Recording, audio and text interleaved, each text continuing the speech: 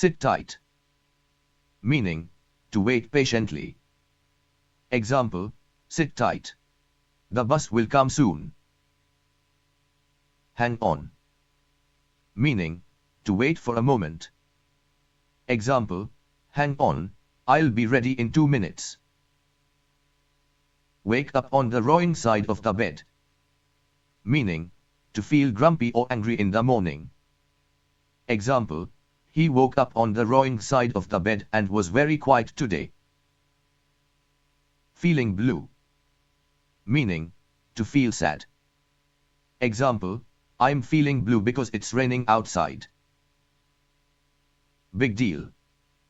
Meaning, something is important or impressive. Example, you got an A on your test. Big deal. Cool down. Meaning, to relax or calm down. Example, cool down. It's not a big problem. Come on. Meaning, used for encouragement or to show disbelief. Example, come on. You can do it. No way. Meaning, something is impossible or unbelievable. Example, no way. Did he really win the race? Give up. Meaning, to stop trying.